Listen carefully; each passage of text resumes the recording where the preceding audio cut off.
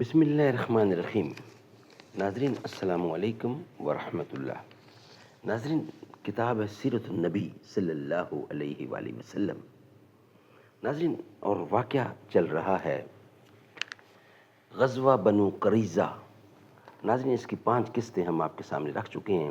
یہ 6ٹھی قسط ہے، وی لاگ نمبر ہے 395، 6ٹھی قسط، اور صفحہ نمبر ہے 431۔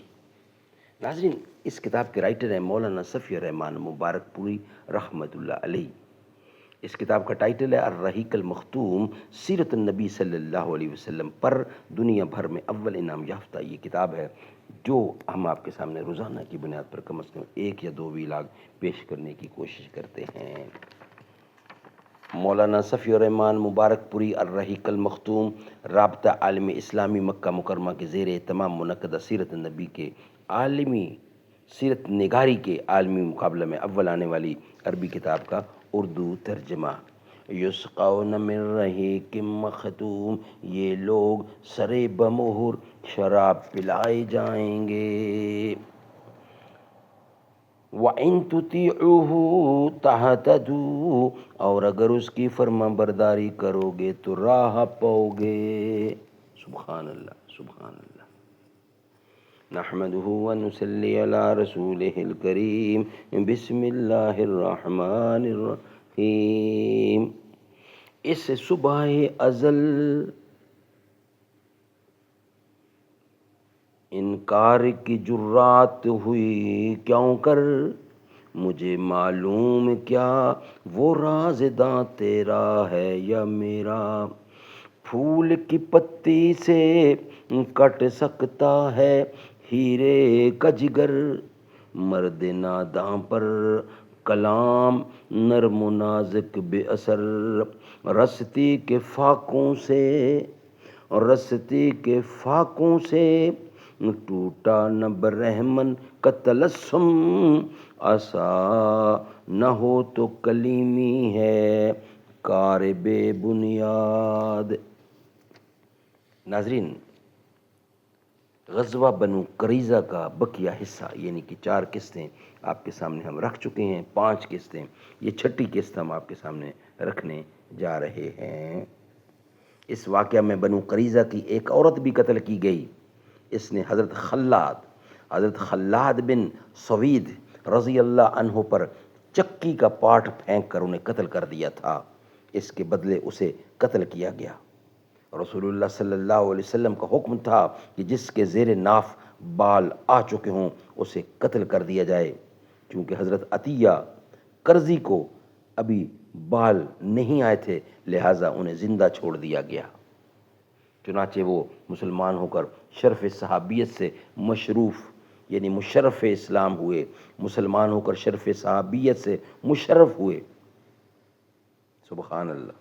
حضرت ثابت بن قیس نے گزارش کی کہ زبیر بن باتا اور اس کے اہل و عیال کو ان کے لیے ہبہ کر دیا جائے۔ اس کی وجہ یہ تھی کہ زبیر رضی اللہ نے ثابت پر کچھ احسانات کیے تھے۔ ان کی گزارش منظور کر لی گئی۔ اس کے بعد ثابت رضی اللہ بن قیس نے زبیر سے کہا کہ رسول اللہ صلی اللہ علیہ وسلم نے تم کو اور تمہارے اہل و عیال کو میرے لیے ہبہ کر دیا ہے، اور میں ان سب کو تمہارے حوالے کرتا ہوں، یعنی تم بال بچوں سمیت آزاد ہو۔ لیکن جب زبیر بن باتا کو معلوم ہوا کہ اس کو قوم قتل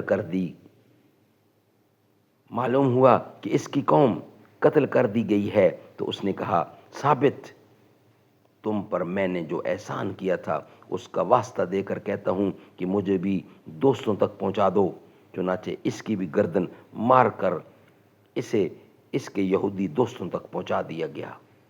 البتہ حضرت ثابت رضی اللہ نے زبیر بن باتا کے لڑکے عبد الرحمن کو زندہ رکھا، چنانچہ وہ اسلام لا کر شرف صحابیت سے مشرف ہوئے۔ اس طرح بنو نجار کی ایک خاتون حضرت ام المنذر رضی اللہ سلمہ بنت قیس نے گزارش کی۔ حضرت ام المنذر سلمہ بنت قیس نے گزارش کی کہ سموال کرزی کے لڑکے رفاہ کو ان کے لیے ہبہ کر دیا جائے۔ ان کی بھی گزارش منظور ہوئی اور رفاع کو ان کے حوالے کر دیا گیا۔ انہوں نے رفاع کو زندہ رکھا اور وہ بھی اسلام لا کر شرف صحبت سے مشرف ہوئے۔ چند اور افراد نے بھی اسی رات ہتھیار ڈالنے کی کارروائی سے پہلے اسلام قبول کر لیا تھا، لہٰذا ان کی بھی جان و مال اور ذریت محفوظ رہی۔ اسی رات عمر نامی ایک اور شخص جس نے بنو قریظہ کی بد عہدی میں شرکت نہ کی تھی باہر نکلا۔ اسے پہرہ داروں کے کمانڈر محمد بن مسلمہ نے دیکھا لیکن پہچان کر چھوڑ دیا، پھر معلوم نہیں وہ کہاں گیا۔ بنو قریظہ کے اموال کو رسول اللہ نے خمس نکال کر تقسیم فرما دیا۔ شاہ سوار کو 3 حصے دیے، ایک حصہ اس کا اپنا اور 2 حصے گھوڑے کے اور دو حصے گھوڑے کے اور پیدل کو 1 حصہ دیا۔ قیدیوں اور بچوں کو حضرت سعد بن زید انصاری رضی اللہ کی نگرانی میں نجد بھیج کر ان کے عوض گھوڑے اور ہتھیار خرید لیے۔ ناظرین، یہ ویلاگ ہمارا یہاں ہی مکمل ہوتا ہے۔ نیکسٹ ویلاگ کی صورت میں انشاءاللہ حاضر ہوں گے۔ یہ ویلاگ ہم یہاں ہی مکمل کر رہے ہیں اور کلوز کر رہے ہیں۔ آپ جدھر سے گزرے پتھر بول پڑے، مٹھی میں بو جہل کے کنکر بول پڑے۔ ساقی نے جب بھر دیے وحدت کی میں سے، اللہ اللہ دلوں کے ساغر بول پڑے۔ مجھ پر پہرا دے گا کون لڑائی میں آقا صدیق اکبر بول پڑے۔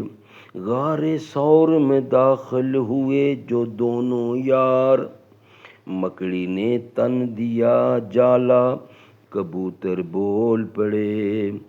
مرحب کے جب کر دیے سر کے 2 ٹکڑے، میں اللہ کا شیر حیدر بول پڑے۔ می مانگا جب ہاتھ اٹھا کر آقا نے، فوراً بادل سر پر آ کر بول پڑے۔ آپ جدھر سے گزرے پتھر بول پڑے۔